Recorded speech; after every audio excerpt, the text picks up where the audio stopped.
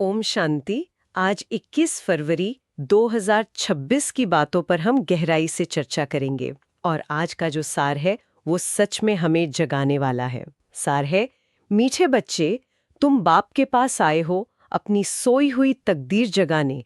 तकदीर जगना माना विश्व का मालिक बनना। ओम शांति। ये एक बहुत पावरफुल स्टेटमेंट है, क्योंकि तकदीर जगाना शब्द सुनते ही हमारे दिमाग में क्या आता है? पैसा, प्रमोशन, सफलता, यही सब। बिल्कुल, लेकिन यहाँ इसका अर्थ तो बहुत ही गहरा है। हाँ, बाबा कहते हैं कि असली तकदीर का जगना मतलब है अपनी चेतना का जगना, ये जानना कि मैं कौन हूं और उस आत्म स्वरूप में स्थित होकर विश्व का मालिक बनना। ये कोई बाहरी राजा ही नहीं है, ये अपने कर्मेंद्रियों पर, अपने मन बुद्धि पर राज करने की बात है। सही बात है। और आज के ज्ञान रत्नों में एक गीत का भी जिक्र है, तकदीर जगा कर आई हूं। ये सिर्फ एक लाइन नहीं लगती, ये एक महसूस करने वाली अवस्था है। लेकिन यहाँ एक प्रैक्टिकल सवाल उठता है। हर कोई अपनी तकदीर जगाना चाहता है, पर कैसे? ये सोई हुई तकदीर आखिर जागती कैसे है? ये एक बहुत अच्छा सवाल है और बाबा इसका जवाब बहुत ही सरल लेकिन गहरे तरीके से देते हैं। आज का प्रश्न और उत्तर सीधे इसी पर है। प्रश्न है, कौन सी खुराक तुम बच्चों को बाप समान बुद्धिमान बना देती है? बुद्धिमान। अच्छा, तो तकदीर जगाने का संबंध बुद्धिमान बनने से है, ये तो दिलचस्प है। तो क्या है वो खुराक? बाबा का उत्तर है, ये पढ़ाई है तुम बच्चों के बुद्धि की खुराक। जो रोज पढ़ाई पढ़ते हैं अर्थात इस खुराक को लेते हैं, उनकी बुद्धि पारस बन जाती है। पारसनाथ बाप जो बुद्धिमानों की बुद्धि है, वो तुम्हें आप समान पारस बुद्धि बनाते हैं। बुद्धि की खुराक, फूड फॉर द इंटेलेक्ट। हम फिजिकल हेल्थ के लिए तो डाइट की बात करते हैं, प्रोटीन, विटामिन्स की बात करते हैं, लेकिन यहाँ मेंटल और स्पिरिचुअल हेल्थ के लिए ज्ञान की खुराक की बात हो रही है। एग्जैक्टली।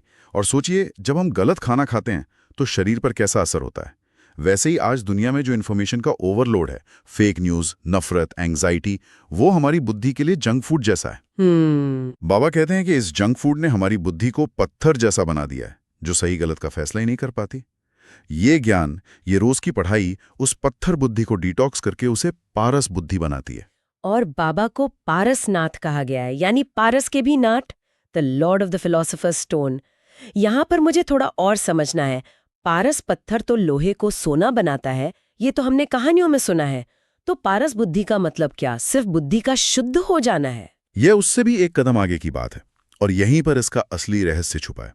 देखिए, पारस पत्थर लोहे को सोना तो बनाता है, पर उसे पारस नहीं बना सकता। अच्छा, हाँ। बाबा कहते हैं, मैं तुम्हारी पत्थर जैसी बुद्धि को सिर्फ सोना नहीं बनाता, मैं उसे पारस ही बना देता हूं।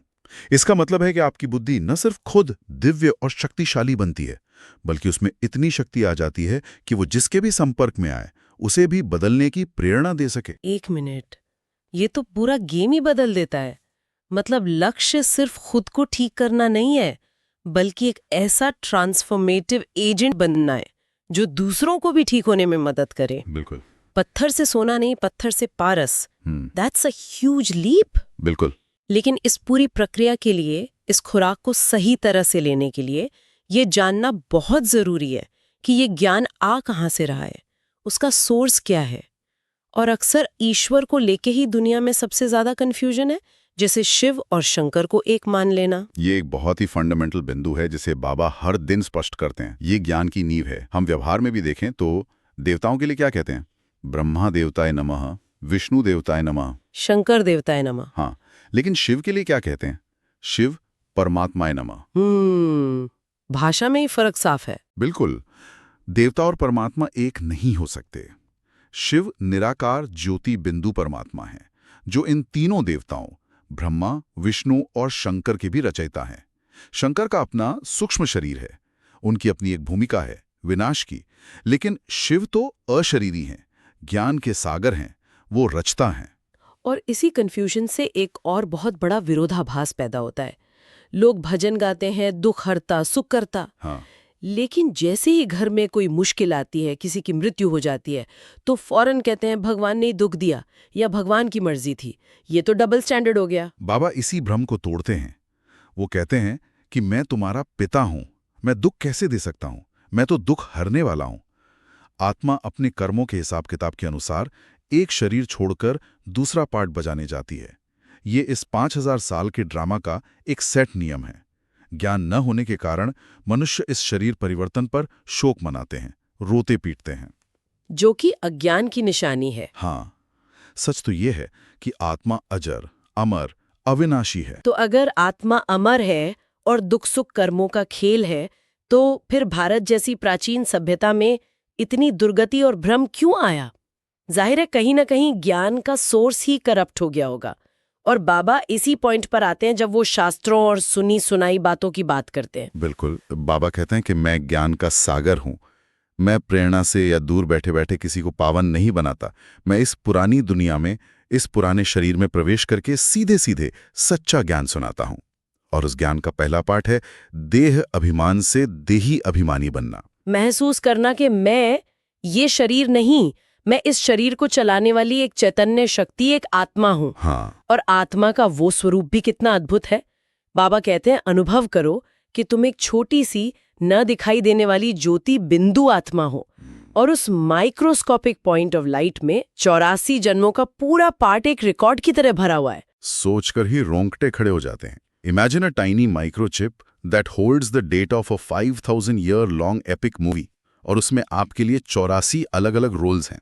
बाबा हमें उस चिप का, क्या कहते हैं, एडमिन एक्सेस दे रहे हैं, ताकि हम पूरे खेल को समझ सकें, न कि सिर्फ अपने एक छोटे से रोल में फंसे रहें। और इस ज्ञान के आधार पर बाबा हमें राजऋषि बनाते हैं।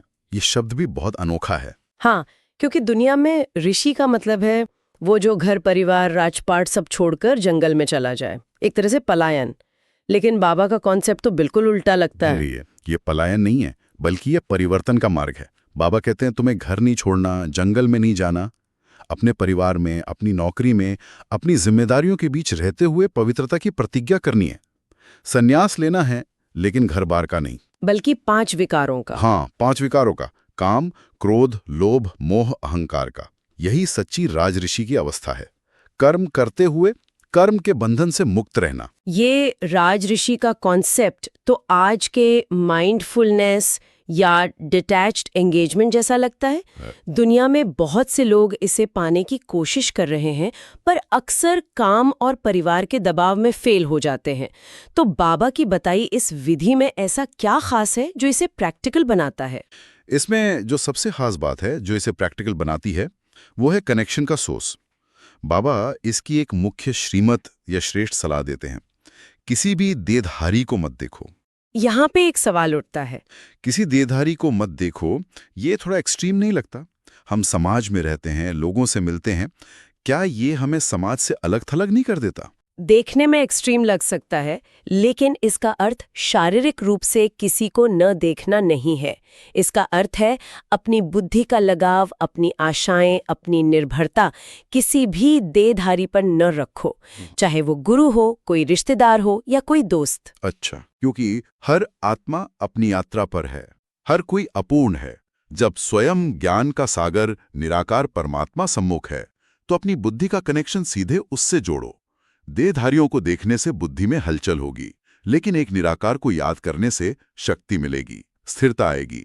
यही इसे प्रैक्टिकल बनाता है। अच्छा, तो ये अटैचमेंट और एक्सपेक्टेशन को काटने की बात है, सोशल इंटरैक्शन को नहीं। ये क्लैरिटी बहुत ज़रूरी थी। तो आज की इस पूरी चर्चा को अगर हम समेटें, तो धारणा के लिए यानी जीवन में अपनाने के लिए मुख्य बातें क्या होंगी? धारणा के लिए 2 बहुत ही स्पष्ट और सुंदर बिंदु हैं। पहला, बाप से सुख का वर्षा लेकर सुख का देवता बनना है, सबको सुख देना है। राजऋषि बनने के लिए सर्व विकारों का संन्यास करना है। मतलब हमारा लक्ष्य सिर्फ सुख लेना नहीं, बल्कि एक चलता फिरता सुख का जनरेटर बनना है जो सबको सुख दे। केवल कंज्यूमर नहीं, बल्कि कंट्रीब्यूटर बनना है। और दूसरा बिंदु है पढ़ाई ही सच्ची खुराक है। सद्गति के लिए सुनी सुनाई बातों को छोड़ श्रीमत पर चलना है। एक बाप से ही सुनना है, मोहजीत बनना है, यानी अपनी बुद्धि को रोज इस ज्ञान की खुराक देनी है। सुनी सुनाई बातों पर नहीं चलना और किसी भी व्यक्ति या वस्तु के मोह में फंसकर अपनी यात्रा को धीमा नहीं करना है। बहुत सुंदर। और आज का वरदान भी इसी हर्षित रहने की अवस्था से जुड़ा हुआ है। हाँ, आज का वरदान है अपने असली संस्कारों को इमर्ज कर सदा हर्षित रहने वाले ज्ञान स्वरूप भव। अपने असली संस्कारों को इमर्ज करना, इसका क्या मतलब है? क्या हमारे संस्कार नकली भी होते हैं? एक तरह से हाँ। बाबा हमें याद दिला रहे हैं कि शांति, प्रेम, सुख, आनंद, खुशी ये हमारे ओरिजिनल संस्कार हैं। This is our factory setting. अच्छा। क्रोध, चिड़चिड़ापन, ईर्ष्या ये सब तो माया के संगदोष के वायरस हैं जो बाद में आ गए। तो वरदान कहता है कि जब तुम अपनी असली शक्तिशाली ज्ञान स्वरूप स्थिति में स्थित रहोगे तो ये माया के संस्कार हिम्मत ही नहीं करेंगे सामने आने की, और तुम सदा हर्षित रहोगे। वाह, ये तो सेल्फ इमेज को पूरी तरह बदल देता है। मैं वो नहीं हूं जो गुस्सा करती है, मैं तो शांत स्वरूप आत्मा हूं। गुस्सा तो बस एक बाहरी प्रभाव है। और आज का स्लोगन भी लक्ष्य पर फोकस करने की बात करता है। बिल्कुल। स्लोगन है, संपूर्णता का लक्ष्य सामने रखो तो संकल्प में भी कोई आकर्षण आकर्षित नहीं कर सकती। ये एक बहुत प्रैक्टिकल सलाह है। जब आपकी नज़र माउंट एवरेस्ट की चोटी पर होती है तो रास्ते के छोटे मोटे सुंदर पत्थर आपका ध्यान नहीं भटकाते। बुद्धि बड़े लक्ष्य में बिजी रहती है। और अंत में आज एक अव्यक्त इशारा भी है जो एकता और सफलता पर जोर देता है। जी, इशारा कहता है कि एकता और विश्वास से ही सफलता मिलेगी, और एकता लाने के लिए बाबा एक रूहानी तावीज देते हैं। रिगार्ड देना ही रिगार्ड लेना है। Give respect to get respect. ये एक यूनिवर्सल लॉ है, और सफलता का महामंत्र है पहले आप। पहले आप। जब हम सेवा में मैं को मिटाकर दूसरों को आगे बढ़ाते हैं तो हम खुद ब खुद आगे बढ़ जाते हैं। इशारा कहता है कि ये मंत्र और तावीज साथ रहें तो सफलता निश्चित है। तकदीर जगाने से लेकर बुद्धि की खुराक, राज ऋषि बनने और एकता से सफलता पाने तक, आज की चर्चा सच में चेतना को जगाने वाली थी। यही इस ज्ञान की खासियत है। ये हर दिन हमें हमारे ऊंचे से ऊंचे स्वरूप की याद दिलाता है। ओम शांति। ओम शांति।